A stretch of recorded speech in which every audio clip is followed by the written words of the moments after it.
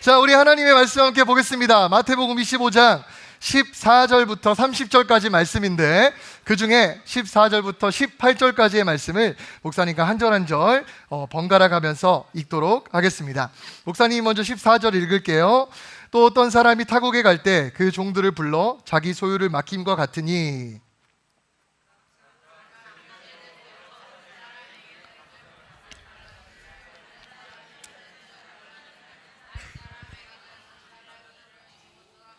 다섯 달란트 받은 자는 바로 가서 그것으로 장사하여 또 다섯 달란트를 남기고,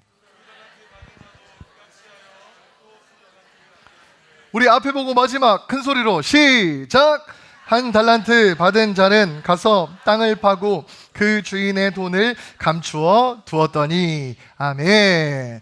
오늘 목사님의 설교 제목 같이 한번 읽어보겠습니다. 시작!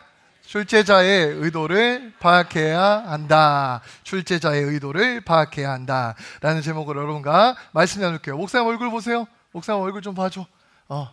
자, 오늘 우리가 살펴볼 이야기는 그 유명한 달란트 비유예요. 달란트 비유. 간단히 요약하면 이런 내용이에요. 어떤 한 주인이 다른 나라에 멀리 가면서 3명의 종들을 불러가지고 큰 돈을 맡기기 시작했어요. 종들의 재능대로 한 종에게는 금 5달란트, 몇 달란트? 또 다른 한 종에게는 금 2달란트, 몇 달란트? 또 마지막 한 종에게는 금 1달란트, 몇 달란트? 1달란트를 줬어요. 그래서 사람들이 그것을 받은 사람들 중에 5달란트와 2달란트 받은 사람은 즉시 일어나가지고 가가지고 장사를 해가지고 5달란트 남는 사람, 받은 사람이 5달란트를 남겨요. 그럼 총 몇 달란트? 10달란트. 2달란트 받은 사람이 2달란트를 남겨요. 총 몇 달란트? 4달란트를 남기는 거예요. 근데 문제는 1달란트를 가진 사람이었어요. 이 1달란트 가진 사람이 어떻게 하냐면은 주인에게 내가 손해를 끼치면 나는 크게 혼날지도 몰라 해가지고 두려운 마음에 이 1달란트를 땅 밑에다가 깊숙이 숨겨놓고 그냥 있었던 거예요. 긴 시간이 지나서 주인이 다시 돌아왔습니다. 5달란트와 2달란트를 받는 사람들이 기쁨으로 주인에게 와서 이렇게 말하기 시작하는 거예요. 주인님, 저희는 주인님이 주신 이 달란트를 가지고 장사를 해서 5달란트 그리고 2달란트를 이렇게 멋지게 남겼답니다. 그러자 주인이 이렇게 말해요. 야, 진짜 너 대단하다. 너희는 진짜 주인의 즐거움에 참여할 만해. 너희는 정말 착하고 충성된 종이구나 라고 박수를 쳐줬어요. 그런데 문제는 1달란트를 받은 사람이었어요. 이 사람이 머리를 극적극적 하더니 이렇게 쭈뼛쭈뼛 하면서 말을 하는 거예요. 주인님, 사실 당신은 엄격한 사람이라는 것을 제가 압니다. 혹 이 달란트가 손해가 일어날까 봐요. 제가 땅에 그대로 묻어두었습니다. 여기 보세요. 하나도 손해가 나지 않고 그대로 이 달란트를 당신에게 다시 돌려줍니다 라고 말을 합니다. 그러자 주인이 화를 불같이 내며 이 1달란트 받은 사람에게 말하기 시작을 하는 거예요. 이런 악하고 게으른 종아, 내 말대로 손해가 될 것 같았으면 차라리 이걸 은행에다가 맡겼으면 이자라도 받았을 거야. 당시 이자율이 12%였다고 해요. 이자라도 받았을 거 아니냐? 어디서 되지도 않는 변명을 하는 거야? 여봐라, 당장 이 악한 종을 끌어다가 저 바깥에서 슬피 울며 이를 갈도록 내버려버려라. 이렇게 말을 하고 결론이 끝나는 거예요. 여러분, 목사님이 여러분에게 이 이야기를 조금 더 쉽게 이해할 수 있는 수준으로 말씀을 한번 드려볼게요. 상상을 여러분 해보세요. 수학 선생님이 여러분에게 이렇게 말을 했어요. 자, 여러분, 여름방학 동안 수학 문제를 열심히 풀어서 여러분 성적을 많이 올릴 수 있도록 준비를 하고 오세요 라고 말합니다. 그리고 긴 방학이 끝나고 개학날이 딱 다가왔어요. 선생님이 묻습니다. 친구들, 열심히 수학 문제 풀고 왔나요? 라고 말하자 한 친구가 손을 들어서 이렇게 말합니다. 네, 선생님, 저는 문제집을 3권이나 풀고 왔어요.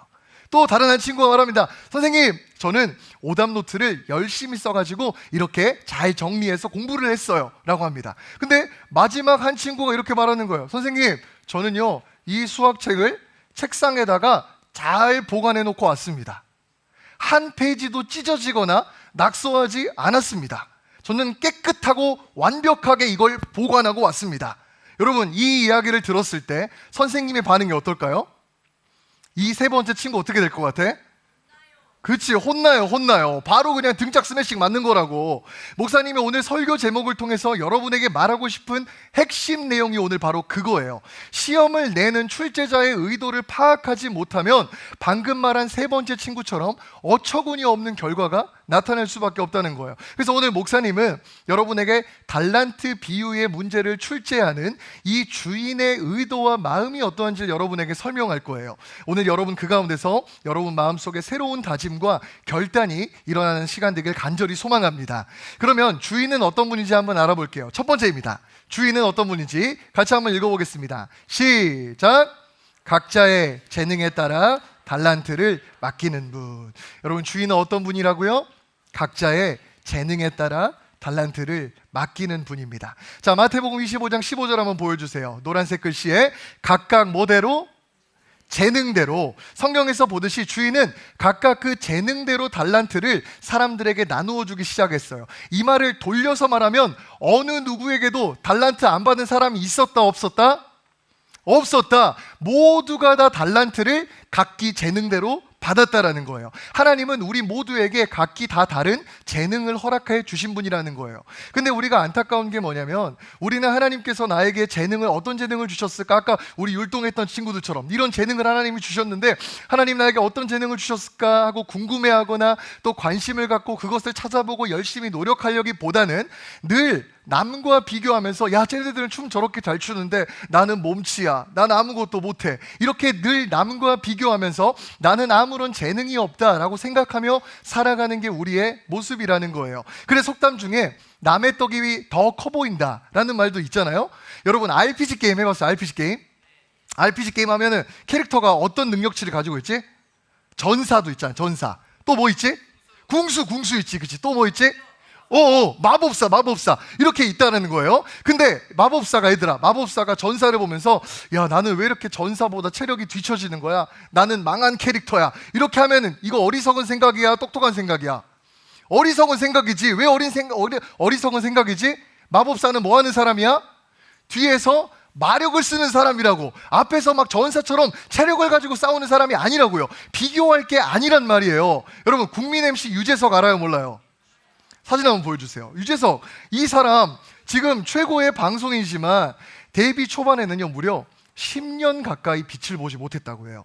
동기들이 막 너무 잘 나가는데 이 사람은 게다가 방송을 하는데 너무 무서워가지고 카메라가 딱 비춰지면 막 울렁울렁 하는 거야. 그래서 카메라 울렁증까지 있어가지고 야 나는 방송에 재능이 없나 보다 라고 방송을 포기하려고 했다고 해요. 근데 그가 이 유재석이 나중에 깨달은 게 뭐냐면은 야 나에게 있는 재능은 남을 웃기는 재능이 아니라 남이 어떤 이야기를 할 때 배려해주고 경청해줘서 이 사람으로 하여금 편안한 분위기 속에 재밌는 이런 분위기를 만드는 게 내가 할 수 있는 재능이구나 라는 것을 알게 되었고 그 재능을 발달시키기 시작했을 때 우리가 아는 국민 MC가 되었다라는 거예요.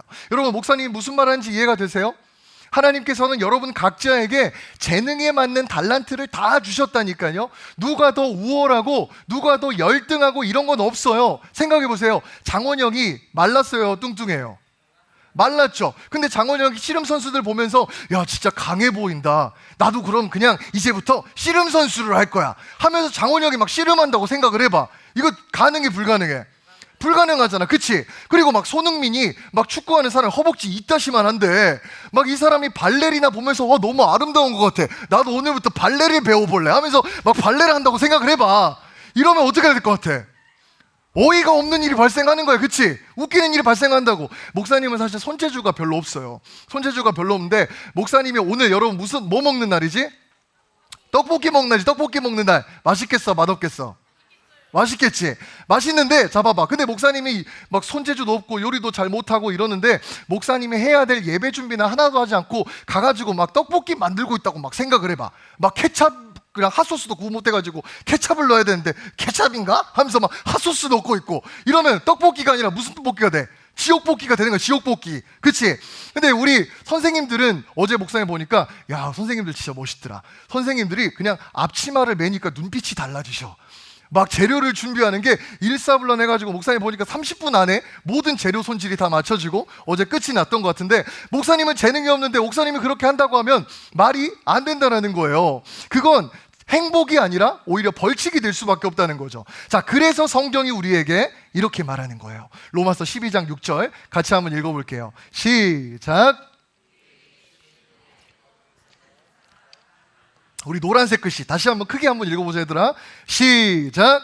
받은 은사가 맞아요. 이처럼 하나님께서 우리에게 주신 재능은요, 다 각기 다른 거예요. 목사님처럼 누군가를 가르치는 재능이 있는가 하면, 또 방송실에서 방송을 송출해주는 재능이 있는 거고, 우리 선생님들처럼 맛있는 요리를 준비해주는 그 요리라는 재능을 가지고 있다는 거예요. 그러니까 누가 우월하고 열등하고 이런 건 없다니까요. 색깔이 다 다른 것 뿐이에요. 다른 색깔들로 아름다운 그림을 그려나가는 게 하나님이 원하시는 방법이라는 거예요. 그러니까 우리 친구들, 난 아무런 재능이 없어, 저 친구는 대단하고, 저 친구는 춤도 잘 추고 공부도 잘하고 요리도 잘하고, 저 친구는 게임도 잘하고 다 잘하는데 난 아무것도 못해, 난 진짜 망한 인생이야, 나에겐 재능이 없어 라고 생각하지 마세요. 하나님은 여러분 모두에게 다 각자에게 재능대로 달란트를 주신 분이라는 거예요. 그러므로 하나님께서 우리에게 그 재능을 주셨다고 생각하는 여러분, 이제 우리 16절 말씀처럼 그 재능을 가지고 있다고 생각한다면 이렇게 행동합시다. 16절 같이 한번 읽어보겠습니다. 시작. 5달란트 받은 자는 바로 가서 그것으로 장사하여. 노란색 글씨 뭐라고 써져 있어요? 바로 가서. 하나님께서 여러분에게 주신 재능이 있다고 믿고 바로 가서 그 일을 한번 도전해 보세요. 아, 시험 기간 일주일밖에 안 남았는데 나 진짜 망했어 라고 부정적인 말만 하지 말고 일어나서 도서관을 바로 가보세요. 스터디 카페를 바로 가보세요. 나에게 무슨 적성이 있는지 모르겠어 라고 포기하지 말고 동아리를 신청하러 바로 가보세요. 악기, 방송, 보컬, 운동, 한국사, 카메라 등 배우는 일에 바로 가서 한번 부딪혀 보세요. 여러분, 우리 교회처럼 큰 교회의 장점이 뭘까? 뭐가 많을까? 맞아요. 사람이 많아요. 사람이. 그 말인즉슨 다양한 직업을 가진 직업군의 사람들이 많다는 거예요. 그러니까 여러분이 어떤 직업에 관심이 가지면 선생님에게 가서 물어보세요. 선생님, 저 이런 직업을 가지고 싶은데요, 혹시 이런 직업에 대해서 좀 대화를 나눠보거나 알려줄 수 있는 분을 만날 수 있을까요? 라고 여러분이 물어보세요. 바로 가서 선생님에게 요청해보세요. 가만히 있지 말고 하나님께서 나에게 주신 재능을 찾기 위해서, 그 재능을 발견하고 노력하기 위해서 바로 가서 5달란트와 2달란트 받은 자처럼 액션을 취해보고 행동해보며 움직여보세요. 그때 여러분이 하나님이 각자의 재능에 따라 달란트를 맡기시는 그 출제자 되신 하나님의 마음을 발견하게 될 것입니다. 그런가 하면 두 번째입니다. 주인은 어떤 분인가? 우리 같이 한번 읽어보겠습니다. 시작. 결과가 아닌 중심을 평가하시는 분. 주인은 두 번째로 결과가 아닌 중심을 평가하시는 분이세요. 자, 우리 오늘 본문 21절과 23절 말씀 한번 보겠습니다. 여러분, 목사님 퀴즈 낼 테니까 잘 봐보세요. 자, 21절 말씀은 5달란트를 남긴 사람을 향한 주인의 칭찬이고, 23절은 2달란트를 남긴 사람을 향한 주인의 칭찬입니다. 지금부터 색깔로 표시된 부분 중에서 자, 다른 내용이 있는지, 각기 다른 칭찬의 내용이 있는지를 한번 색깔을 칠한 내용 중에서 한번 찾아봅시다. 시작.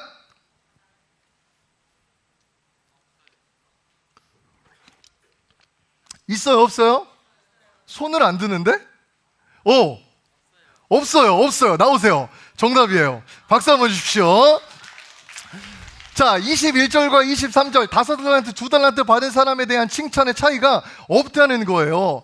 이 비교적 적은 것을 남겨냈어도 칭찬은 똑같다는 거예요. 여러분, 대한민국 청소년들이 이 주관적으로 자기 자신이 느끼는 행복도가 이 선진 국가 중에 최하위권이라고 그래요. 이렇게 우리 친구들이 행복하지 않은 이유가 뭘까라고 생각해 봤을 때 그 중에 하나를 성적에 의한 서열화라고 보는 내용을 목사님이 보았습니다. 우리나라처럼 성적에 따라서 우리나라는 9등급으로 나누죠. 그리고 1등급은 4%밖에 들어가지 못해요. 그러니까 100명 중에 4명만 1등급이 될 수 있는 거예요. 그러니까 이런 상대평가의 현실 속에서는 누군가 반드시 밑에 깔려야 되는 잔인한 구조가 형성이 되는 거예요. 물론 중학생인 여러분에게는 아직 뼈저리게 이런 것이 체감이 오지 않겠지만 고등학교만 가도 이 사실을 뼈저리게 느끼게 될 겁니다. 근데 여러분 잘 들어보세요. 우리 하나님은요, 이렇게 우리를 평가하는 기준이 완전히 다 남다르다는 거예요. 1등, 2등, 3등 줄 세워가지고 그 줄대로 칭찬하는 분이 아니세요. 넌 공부 1등 했으니까 정말 잘했고 넌 10등 했으니까 좀 아쉽다 라고 평가하시는 분이 아니라고요. 5달란트를 받았든 2달란트를 받았든 그 수고와 노력과 공로를 똑같은 결과로 평가해 주시는 분이 바로 우리 하나님이라는 말이에요. 잘했어, 열심히 해줘서 고맙다 라고 말씀하시는 분이 우리 하나님이라는 거예요. 왜 그런 줄 아세요? 하나님은 결과가 아니라 우리의 중심을 보시는 분이기 때문이에요. 이 사실을 아주 잘 보여주는 이야기가 있어요. 예수님이 어느 날 많은 사람들이 헌금을 하는 곳을 유심히 이렇게 살펴보고 계셨어요.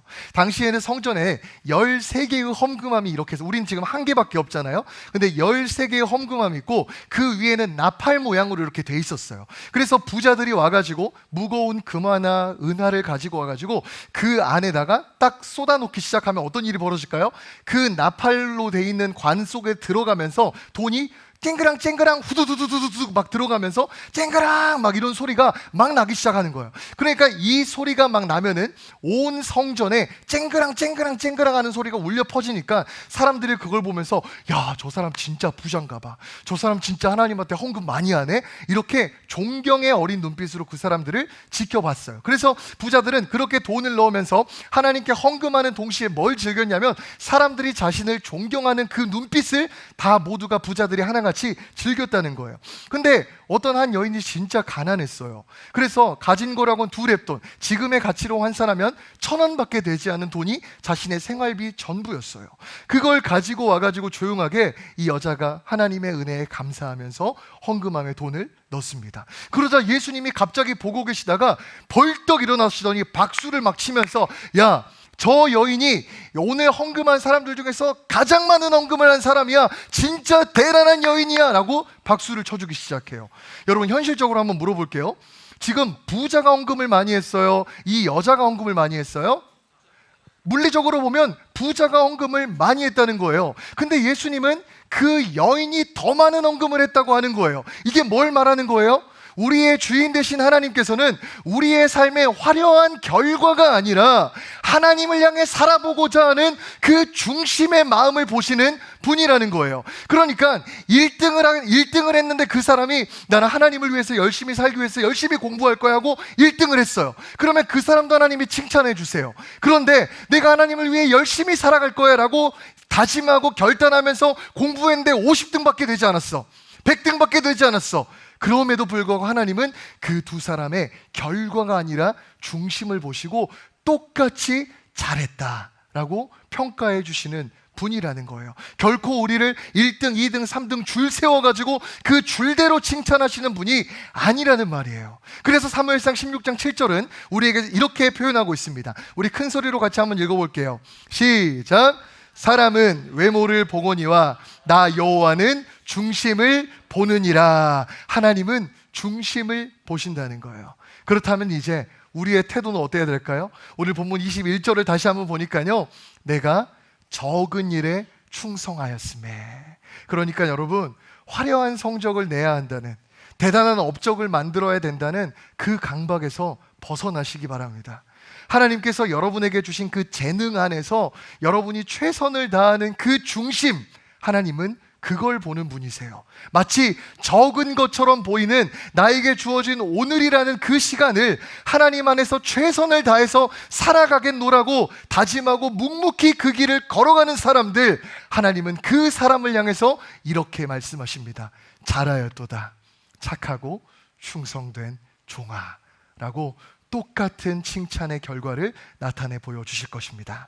그런가 하면 마지막 3번째입니다. 주인은 어떤 분인지 같이 한번 읽어보겠습니다. 시작. 결론을 나의 유익으로 디자인하시는 분. 하나님은 마지막 3번째로 결론을 나의 유익으로 디자인하시는 분이라는 거예요.